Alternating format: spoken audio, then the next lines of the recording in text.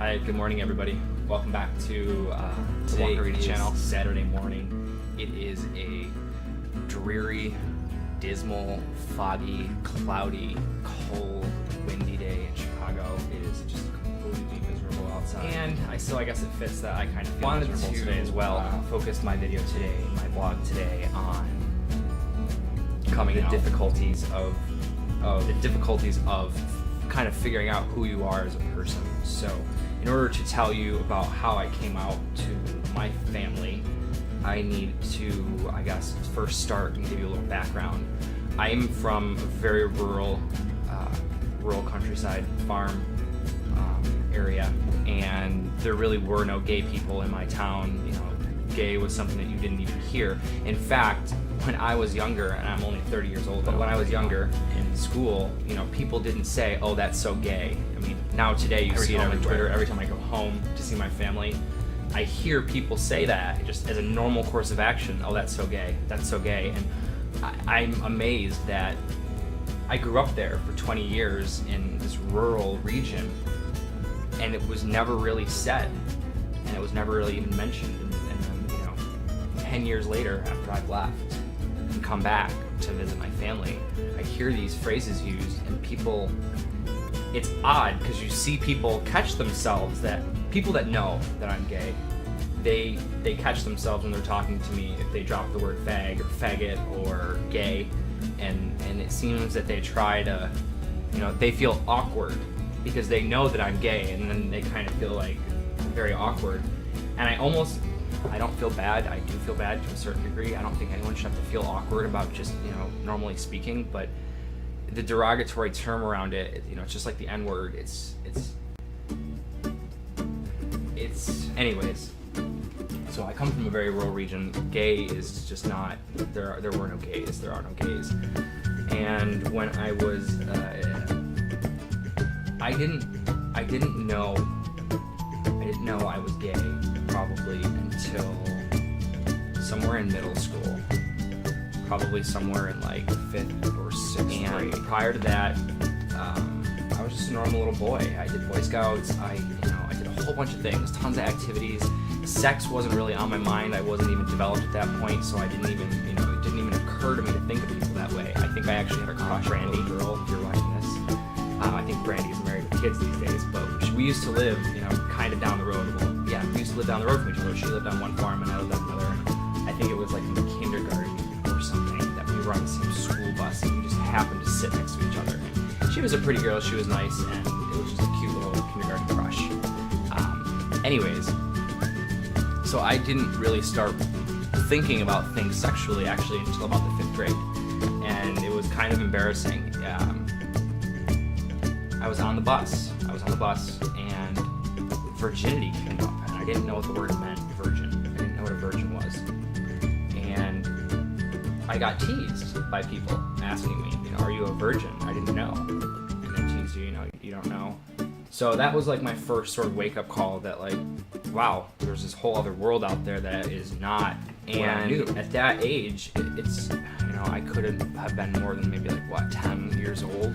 At that age, it's hard, especially at that time period. You know, today you have computers, you have all this access that you didn't have when I was a kid. When I was a kid, there weren't computers, you know. I think at that time the first computer was built, and it was, you know, in a huge room somewhere, and only a few people had access to it. I actually do remember getting my first computer. It was a Tandy. Sorry for jumping. My first computer was a Tandy. My mom and dad got it when we lived in, to get back to it. So I had learned about the word virgin, which sparked this whole thing. So naturally, I used my natural instincts to look at books. I started going to the library, and you know, you can do certain things with dictionaries, you can learn what certain words mean, so I tried to start educating myself, because I didn't want to be and it wasn't so much about wanting to know about sex, it was about wanting to know about I didn't want to be embarrassed again. I didn't want to have to be asked a question like that and not know the answer and just get embarrassed, because I guess here's a good little side story, but you can see like my eyebrows. I got a video I got a request from a person on Google Plus who asked why I hadn't shaved. And as you see, I have shaved since my previous videos. Not completely, but shaved down. And I did a video of that, and I've been very hairy my whole life.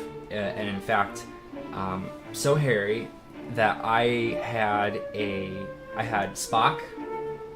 People watch Star Trek. I had Spock eyebrows. And I also had a very thick unibrow. And I'll see if I can find a photo of me at a young age, but I looked like a little Spock with a very thick unibrow. And again, it was around 5th grade that people started pointing this out to me, and they started laughing at me. And it really hurt my feelings. So I known at a very young age, because, well, I knew about it. As I said, I started reading about stuff and learning about puberty, and I really tried to educate myself as much as possible through the library. Like I said, there were no computers at this time. And, you know, trying to get a hold of a magazine or a porno for a kid, unless you can find your father's stash, it's pretty difficult. So, as I'm educating myself, I learn more, and I get teased about the eyebrows, so I start shaving. I shaved my eyebrows down, because I didn't know how to take care of it, and I shaved my unibrow off. And people started to notice and make fun of me. Because, oh, do you shave your eyebrows? Oh, you shave your eyebrows. You shave your eyebrows. So, trying to figure out how do you get rid of body hair, yet another experience of self-education at a very young age, I learned about plucking and waxing and what my options were and what I could do. And I have a unique situation. You know, normally you don't pluck this up here. This is normally already shaped very nicely. I don't have that shape. So all this shape up here is created by me, and fortunately, I don't have any scarring from the plucking that I've done since pretty much 6th grade. After I got teased about the shaving, I started plucking, and it became to look more natural. And then by the time I got into high school and became a junior, my eyebrows pretty much have looked this way ever since. And no one's really noticed, because if you look really close, you can see on the bottom, it doesn't look like they're plucked, and they're not. My bottom arch is all natural. It works that way. You can see how the hairs kind of go straight up here, and they don't come down. But they continue all the way up. That little part is here. As I'm getting older, I'm having to get straight so they come out. Yeah, so that's a pretty depressing story. I guess we'll skip. Aside from the eyebrows and the teasing that happened with that, I learned about sex at a very young age. Educating myself the complete time. There was no sit down with parents and learn about the birds and the bees, ever. I never had that talk with my parents, or they didn't have it with me, rather. So this was about the time that computers just started coming on the scene, and I worked my fanny off to learn computers and the internet. Or the internet just came on the scene. Because before we had just gotten a computer, and there was no internet. You could play games and stuff. It was very rudimentary. Then the internet came around by the time I was in like 6th grade, 7th grade, and I remember because middle school I wasn't teased. I wasn't an outcast. I had a lot of friends, but it was like a 50-50. Like 50% of the people knew of me and didn't really care one way or the other, didn't bother me. And then a good other chunk of them I was friends with, and we got along just fine. And middle school was okay, aside from the teasing on the bus. There was a small handful of people that teased me about being gay.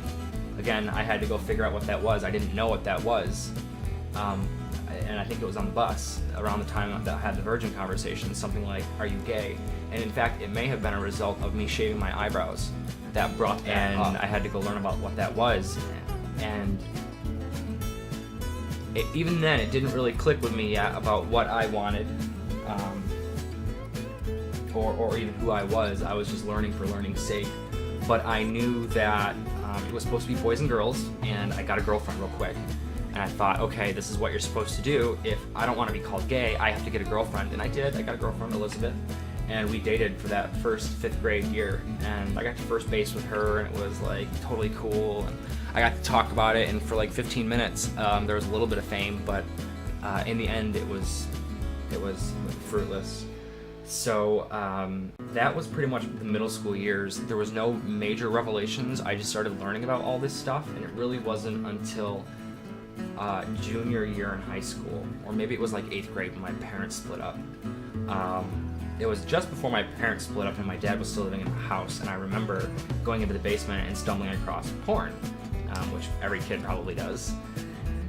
And I was looking through the porn, and there were boys and girls, and it was I think it was a Hustler or something. So it was like boys and girls doing it. And I remember looking at the guys and being like, holy cow, like these people are ripped. Look at these bodies, like look at them. And I became fascinated with the male physique, and I really wanted to know if that happened naturally, like, and penises, of course. It's kind of funny to say now, but penises, of course. Penises, of course. And it's only funny to say because sex is not something I was raised talking about. It's something that you don't talk about, and I still today am very apprehensive, even doing this video and talking about it and thinking about in the future who might see this.